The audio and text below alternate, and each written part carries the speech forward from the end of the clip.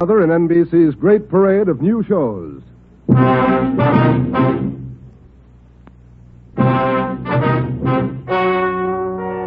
and gentlemen, the story you are about to hear is true. Only the names have been changed to protect the innocent. NBC brings you Dragnet.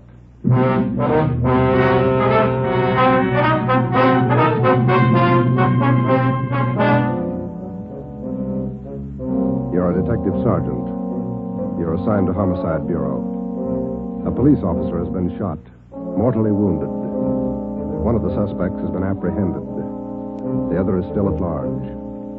Your job, find him. Dragnet, the documented drama of an actual crime, investigated and solved by the men who unrelentingly stand watch on the security of your home, your family, and your life. For the next 30 minutes, in cooperation with the Los Angeles Police Department, you will travel step by step on the side of the law through an actual case from official police files. From beginning to end, from crime to punishment, Dragnet is the story of your police force in action. It was Thursday, November 16th. It was foggy in Los Angeles. We were working the day watch out of Homicide. My partner's Ben Romero. The boss is Ed Backstrand, chief of detectives. My name's Friday. It was 11:58 a.m. when we got to the Georgia Street Receiving Hospital, second floor, room 5. Treatment room. All right, made good time. How's Bemis, Doc? Got in the lungs, Ben, 3 times. He's going fast. His wife with him? They're bringing him down now.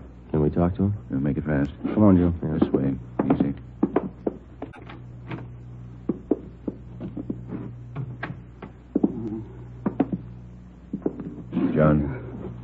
John, it's Friday and Romero. I want to talk to you a minute. Doc, it burns. My chest. Burning up. Nurse? Yes, Doctor? The hypodermic. Yes, Doctor. Yeah, easy. All right, fellas. Don't take too long. John, it's Joe Friday. Can you tell us how it happened? Joe. How'd it happen, boy? Can you tell me? Can't figure it, Joe. Why'd he do it? We gotta find out. Now, how'd it happen? I don't know. I was directing traffic. East Broadway and First Street. Gray coupe. Pulled up for the stop. Gray coupe. How many men in the car? How many, John? 2. Gray coupe. Pulled up for the stop. In the pedestrian lane. Went over. Gonna ask him to back up. Back up out of lane. Just gonna ask him. Yeah, John, and then what? Driver. Dark hair. Eyes. Dark. Went over. Gonna ask him to back up. Pointed a gun. No reason. Pointed a gun at me. All right, easy, John. Take it easy. No reason, Joe. No reason he fired. Hurry it up, Joe. Yeah. No. What about the other man in the car? Did you see him? Can you describe him? Joe, did you get him? Gray coupe. Driver. Guy with him. We've got the driver, John. He's upstairs. The other one got away. We gotta find him. You gotta help us. My wife. Somebody send for Dora. She's on her way. She'll be here in a minute. Now, can you tell us, the other man in the car, what did he look like? Gray coupe. What did he look like? Don't press him, Joe. Gray coupe. The driver. Pointed a gun. Dark hair. Yeah, I know. The other man, John. We got the driver. What did the other man look like? Send for Dora. Come on, Ben. Thanks, Doc. Okay, Joe. Going fast. Yeah. John got any kids? 2. Always pick a family man. This thing's got a phony ring to it, Ben. You don't just pull a gun and shoot a man. Not if you're sane, you don't. Here's the stairs. The guy we got is as sane as they come. And how do we explain it? All I know is that hood shot John Bemis, and I want to know why. Might be a lead in that car he was driving. Maybe. Come on, here we are. Phone message for you, Friday. Came in a few moments ago. Thanks, Davis. From R&I. They got to make it. Take a look. No make or warrants on James Vickers. Great. Let's talk to him. Come on. Yeah.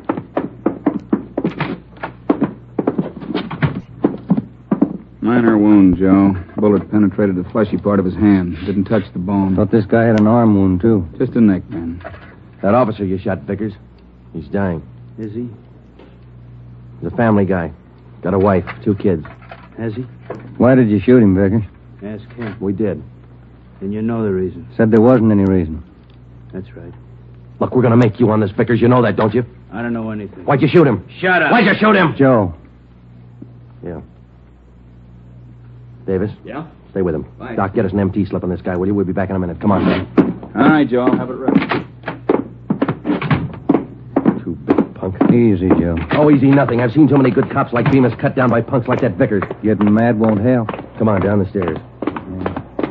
Back to see Bemis? Why?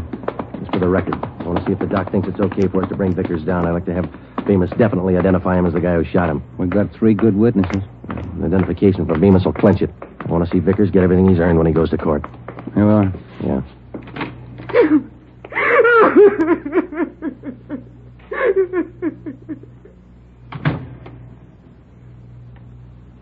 He went fast, Joe. Yeah.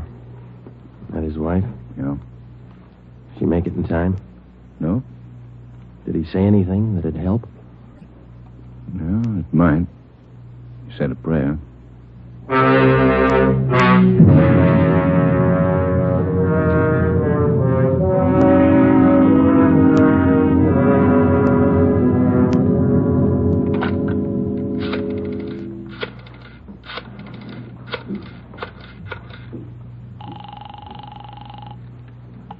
City Hall. 2625. 2625.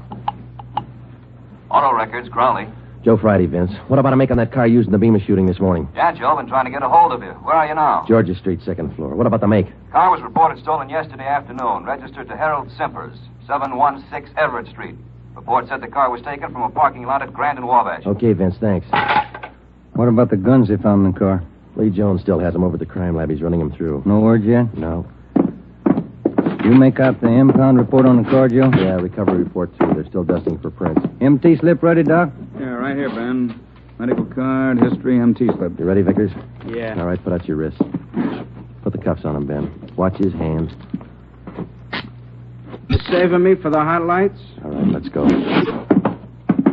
I'm not going to jail. You're in jail now. Looks like a hospital. Bars on the windows, aren't there? All right, come on. Give me a smoke. Here. Okay. Light. What do I get if I open up? No deal. Might talk, make it attractive. Who was the other guy in the car? Hitchhiker. I always give rides. And why'd he run when we chased you? Maybe he was scared. You're part of a gang. Maybe. Who was the other guy? What's it worth? Oh, come on, Vickers. You're wasting our time. Where are we going? All right. My hand hurts. I want to call my own doctor. You hear me? Yeah. That cop pulled his gun first. I can prove it. Yeah, on the stairs. Easy, huh? Where are we going? I said, where are we going? All right, what's it worth if I talk? I could tell you all about it. Let's make a deal. You'll tell us anyhow. Think so? All right, you, out the door. Wait a minute, huh? Cigarettes out. All right, Ben, light it. Yeah. Nice of you guys. Thanks. Get up, Ben. Vickers, stop! He's crossing the street. Fire over his head. Watch the crowd. Vickers! Joe, he's running for that car. All right, let's hold it, Vickers. All right, stop it, Ben. He's stopped. Come on, Joe. All right, come on, get back, please. Let us through here. Let us through. Shall I call a doctor, Joe? No, he wouldn't be interested. The guy's dead. James Vickers, murder suspect, address unknown, died almost instantly at 1:13 p.m., November 16th, while attempting to escape. His body was taken to the county morgue where it was posted. All the personal effects found on the body were listed by the coroner, and a receipt for them given to our office. At 8:35 the next morning, Ben and I met with Chief of Detectives Ed Backstrand. Those 4 guns they found in the car Vickers was driving. They're all U.S. Army property. Where were they stolen from, Skipper? I don't know. Each one of the guns is stamped U.S. Army, that's all. Well, that makes it easy. The coroner find anything on the body? Nothing to tell us why Vickers decided to kill a traffic cop. What did Bemis say before he died? He was on traffic duty yesterday morning down at East Broadway and First. At 10:35, a gray coupe pulled up for a stop sign. Vickers was driving. Bemis started over to tell him to back up the pedestrian zone. Vickers pulled a gun and shot him. How'd they catch Vickers? Chased him 3 miles before he piled into a lumber truck. The guy with him got away. Fine. Checked R&I. No make or warrants on Vickers. Kickback's not in on his fingerprint. All right. What's your guess, Friday? I don't have one, Ed. Vickers could have been hopped up. Doc Stanley over at Georgia Street said no. We checked him. Wait a minute. Backstrand. Yeah, hold on. For you, Friday. Gee, thanks. Friday talking. Yeah. Yeah, good. Be right over, Lee. We're in business, Ed. Crime Lab just found Vickers' address.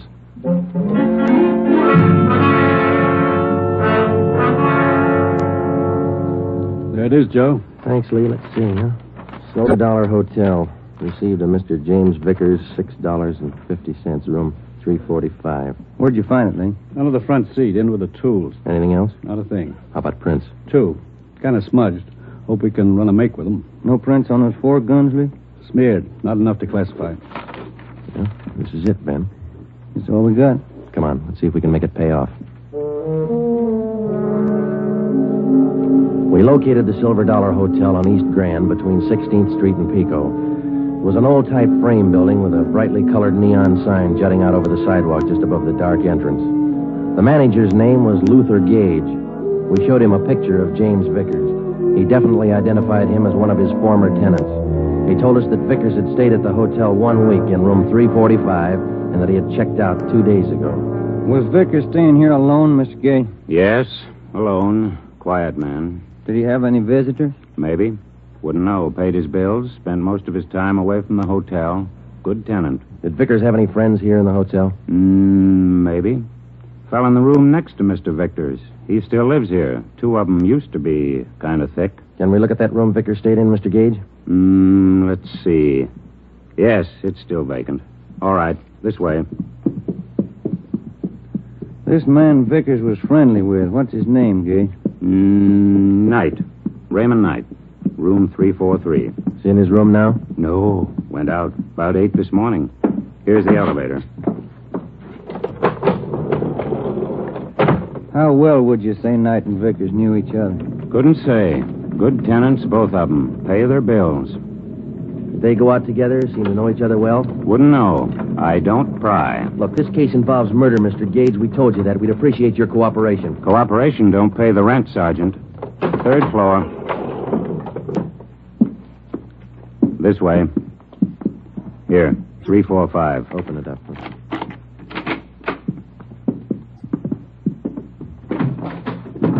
Nothing. Yeah, over here. Looks pretty clean, Joe. All my rooms are clean. He didn't mean it that way, Mr. Gage. I wonder if you'd show us Knight's room now. That's next door, isn't it?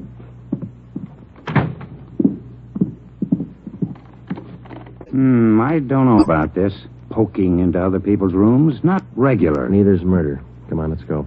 Does Mr. Knight have this room to himself? Sure ask questions, don't you?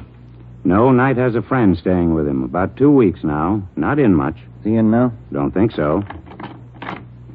Oh, Ben, watch it! Oh, drop that, you! Bad shot, Mr. Gage. Look out!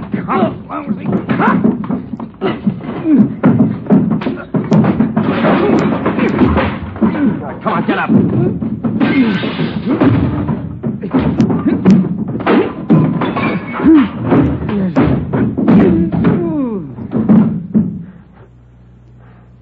Ben? He's out cold. Look what you've done to the room. I thought you said Knight wasn't in. He isn't. This is his friend. Great friends. 45 automatic in his hand.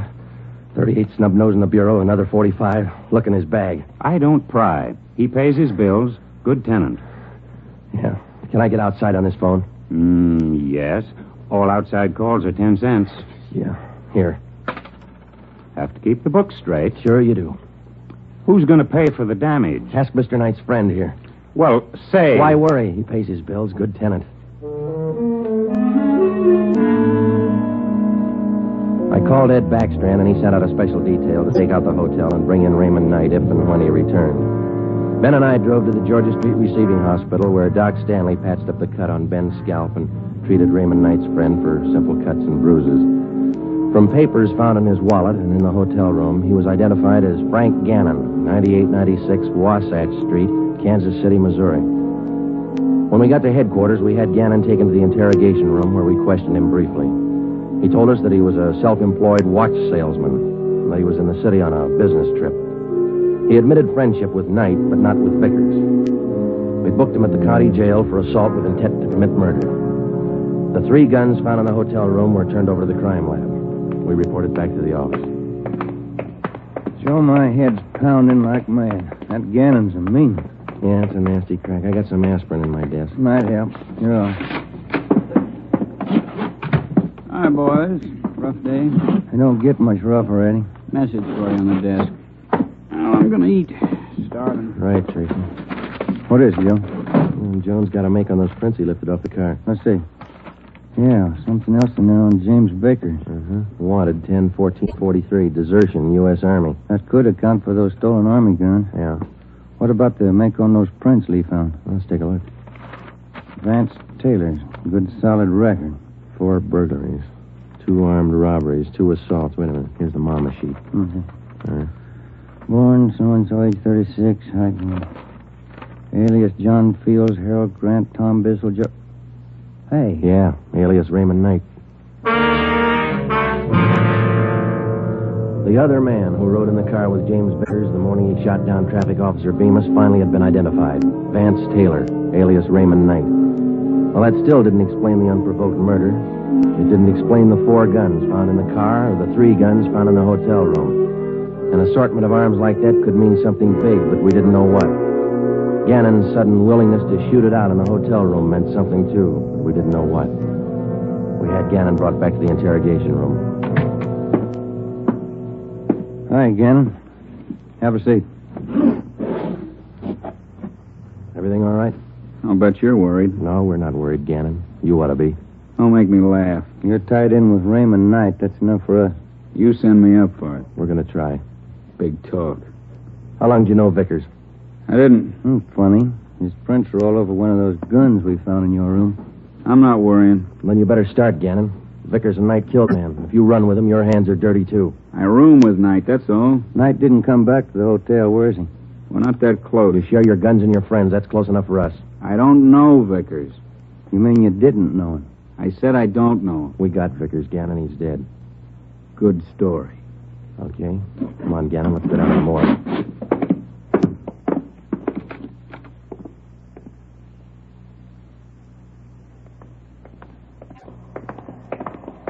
Down this way, Joe. Cold today, isn't it? Yeah, it's damp. Bad sinus weather. Now, what is all this? Never seen a corpse before? No, I'm not in this. Take me back. I don't want to look. You can close your eyes. Take me back. I don't want to look. Here we are, fellas. Slam 45. This way, Gannon. I get sick. I don't want to look. Throw back the sheet, Fred. Take a good No. look, Gannon. No, he's Knight's friend. I'm not in it. Who is in it? I don't know. Take me out. I'm sick. All right, Fred. Thanks. Okay, boys.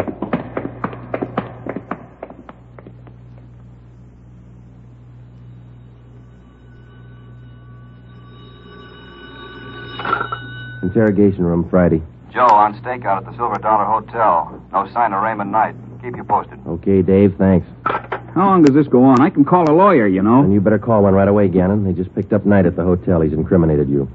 You're a liar.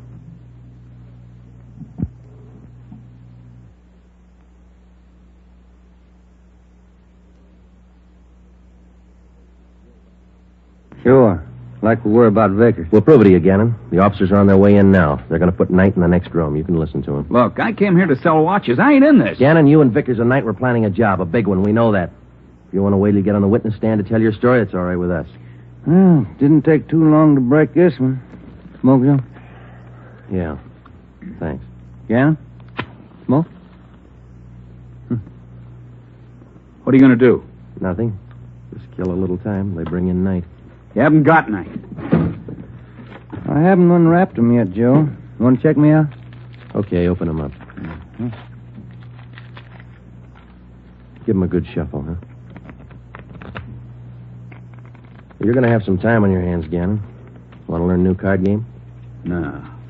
Suit yourself. It's a good game for two. Better with three. Sure, a lot of cards. Yeah. You got 2 decks there. Well, first off, this game is quite a bit like gin rummy. Yeah? There are 8 of every suit. 4 jokers. Jokers count 50 points. Mm-hmm. Red 3s count 100 points each. If you get a black 3, you can freeze the deck. Oh, I see. I shouldn't say deck. In this game, they call it the pack. A pack? What's a pack? Well, it's the discard pile, same as in gin. You get a red 3, you can freeze it. No, it's a black 3. Well, what happens when you freeze it? Nobody can pick it up. Oh, I see. All right. Let's deal out a dummy hand here.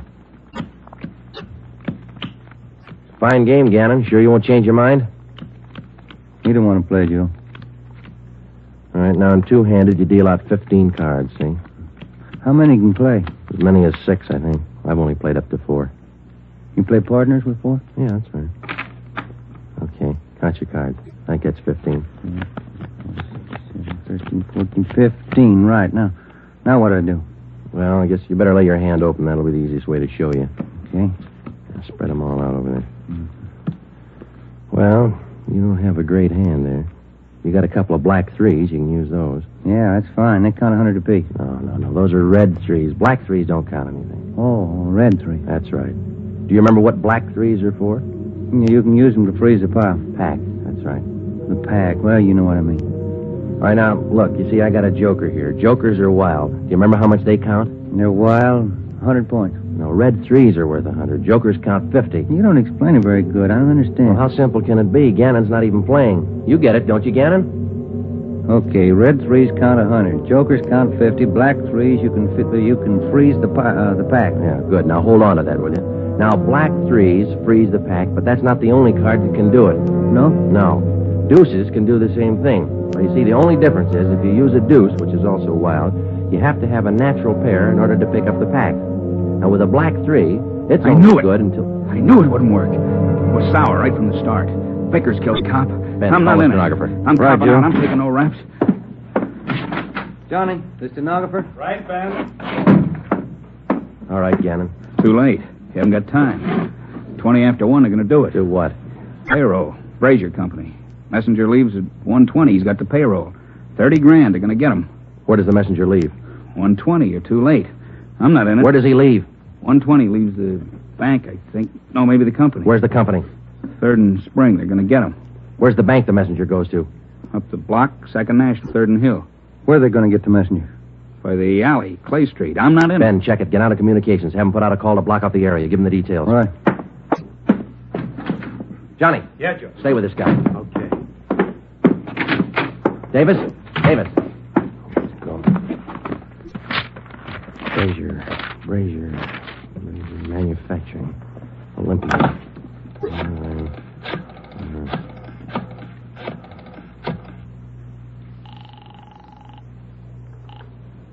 Good afternoon, Brazier Manufacturing Company. Give me your payroll division. This is a police department emergency. What's that, sir? Your payroll division. It's an emergency. One moment, sir. Come on, hurry up. Payroll, Hopkins. Mr. Hopkins, this is Sergeant Friday, police department. We've had a tip your payroll messenger's going to be held up today. Has he left your building yet? The messenger? Yeah. Oh, my, he left early today. Went out the door about 10 minutes ago. Thanks. Second National Security. Second National Security. Friday, what's all the excitement? You break that guy? Explain in a minute, Ed. No time. Good afternoon, 2nd National. Give me the manager on duty, please. Emergency. One moment, please. One moment. Come on. I'm sorry, sir. The line is busy. Would you care to wait? Give me the chief teller. Thank you. Chief Teller, Waters. This is Sergeant Friday, police department. Emergency call. Has the payroll messenger from the Brazier Company left the bank yet? Well, I wouldn't know, Sergeant. Just a moment. I'll have your call switched. Yeah. Operator. Beatrice, would you give this call to Miss Chalmers? It's important. Thank you, Mr. Waters. Miss Chalmers, good afternoon. Miss Chalmers. What's the matter, Friday? You sick? Yeah, I'm sick. Miss Chalmers, good afternoon. Miss Chalmers, this is Sergeant Friday, police department. Has the payroll messenger from the Brazier Company left the bank yet? From Brazier's? Why, yes, not more than 2 or 3 minutes ago. And he had the payroll with him? Of course. Thanks. Got a tip on a payroll sticker, Ben. You coming? Yeah, let's go. Ben, down this way. Coming. Let's hustle it. Down the stairs. Communications, get the story? Got it on the air now. Where's this Brazier Company? 3rd and Spring, about 5 blocks from here. Come on. Here's the garage.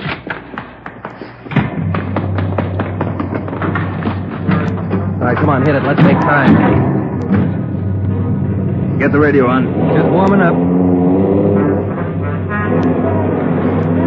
All units. Attention all units. On 3rd Street, corner of Clay Alley, 211. A bank messenger. Suspects are headed west on Clay Alley. Suspects are armed. Code 3. 11R. Take the call. Cars are closing in fast. 4th Street up ahead, Ben. Might meet him at this end of Clay Alley. Hold on. No, it was pretty quiet at this end. Not much you can do without... Hey, look. Coming out of the alley now. Guy with the police. Brown clothes. The guy with him. Pull up, Ben. Now, let's go. All right, you two, hold it. They're running for it. Come on. Ben, what's this about? Let's go. Come on, they're losing it. I see him up ahead. They're turning onto Hill Street. Romero, come on. Will you, Skipper? You see him, Joe? Heading for the subway terminal. Yeah, they're going into the crowd. Don't lose them. All right, I'll take the ramp to the left. Ben, go with him. I'll take the one to the right. You see him, Joe? No, I lost. Now, wait a minute. There they are, over the turnstile. Come on. Joe, they're off the platform. They're crossing the tracks.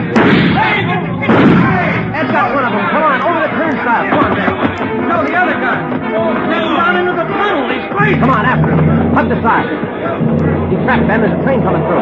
You, come back. You're trapped. Ben, get out. Hug the side.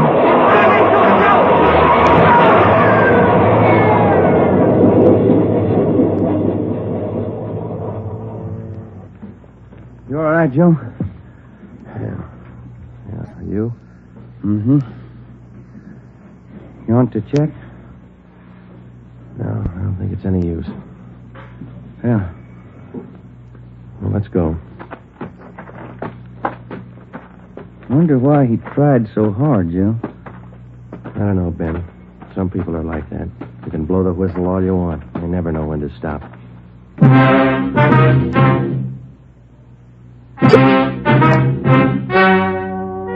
The story you have just heard is true. Only the names were changed to protect the innocent. Frank Gannon, the only surviving member of the hold-up gang, was tried and convicted of the crime of assault with intent to commit murder. He is now serving out his sentence at the state penitentiary.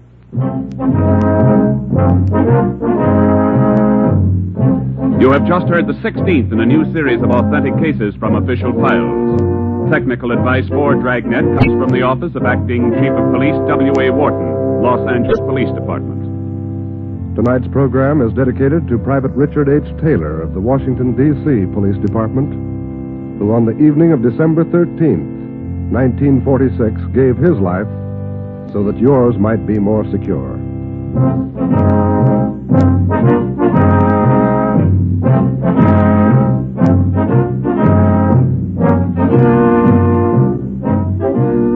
Dragnet came to you from Los Angeles.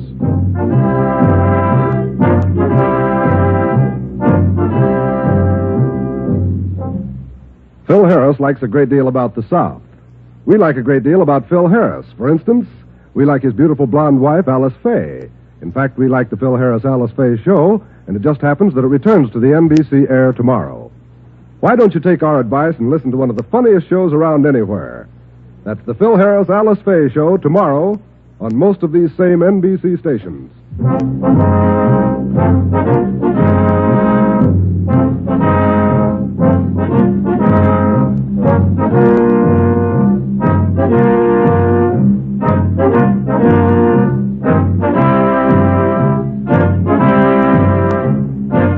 Your tune for the stars on NBC.